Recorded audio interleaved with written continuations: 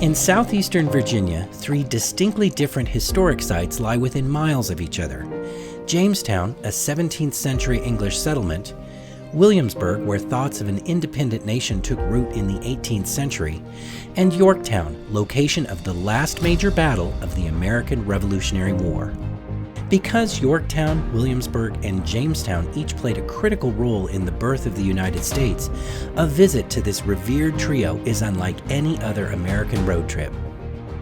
Crossing the James River and then heading east, State Highway 5 is one of the most scenic approaches to Williamsburg if you're coming from the Richmond area, about 50 miles away.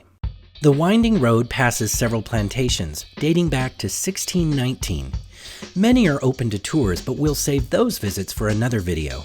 Today, our destination is Jamestown, where the story of the first permanent English settlement in North America begins. Named for King James I, ruler of England at the time, Jamestown sits on Jamestown Island in the James River. A drive around the 2.5 square mile island shows just how hard life was. Marshy, heavily forested, hot and humid summers, icy cold winters. Today, there are two sections to visit, the archaeological remains called Historic Jamestown, and then Jamestown Settlement. I recommend starting here first because it gives context and sets the tone. Now, if you're not a fan of living history museums, it's important to understand that they play a major role in Jamestown, Williamsburg, and Yorktown. But even the most cynical traveler will likely agree that watching modern artisans practicing age-old techniques is fascinating. In December 1606, 105 passengers and 39 crew left London in 3 wooden ships, the Discovery, the Godspeed, and the Susan Constant. It took 4.5 months to cross the Atlantic from England to Jamestown, with stops in the Canary Islands and the Caribbean. Like the originals, these replicas are built to explore, or be explored by curious tourists anyway.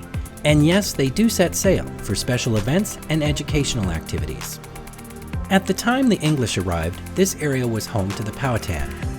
Complicated is perhaps the kindest term to describe the relationship between European colonists and Native Americans. The Jamestown settlement galleries depict life here in the 1600s. When the English landed, Chief Powhatan led a large alliance of tribes in this area, and his daughter was Pocahontas. A short drive goes from Jamestown Settlement to historic Jamestown. A walk across a swamp leads to a statue of Pocahontas and one of the most important archaeological sites in American history. The Virginia Company of London was a business venture organized to fund and form a colony here.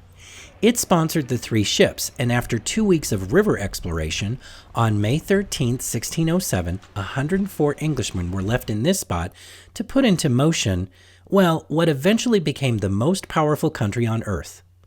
Within days of landing, the Powhatan attacked. In defense, the colonists built a fort, and Captain John Smith became their leader. A year later, skilled tradespeople arrived, upping the fort's small population.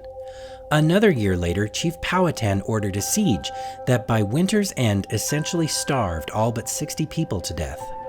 Then, in 1610, a man named John Rolfe introduced a milder strain of tobacco that soon became the European standard, a transformational force in Virginia's infant economy. 4 years later, in the Jamestown church, Rolfe married Chief Powhatan's daughter, Pocahontas, leading to 7 years of peace. In 1619, Lord Governor George Yardley called for the first representative legislative assembly, the start of representative government in what became the USA. This greatly simplified story doesn't address conflicts between the Powhatan and the English, diseases brought from Europe, takeover of land, conversion to Christianity, or slavery and the sacrifices and contributions of African Americans in colonial Virginia, deeply divisive subjects that Jamestown, Williamsburg, and Yorktown have been criticized for not sufficiently covering in their exhibits. Of course, one of the joys of traveling is what you learn along the way, and while some may not agree with the presentation, Jamestown does provide the opportunity to draw conclusions and form personal opinions, as well as purchase spectacular objects common in the 1600s, produced next to 400-year-old ruins of the original glass house. Coming up on the road ahead, Part 2 of Colonial Virginia, as we travel slightly east to Williamsburg, where the fledgling capital was moved from Jamestown And then we go on to Yorktown and the full-on battle for American independence.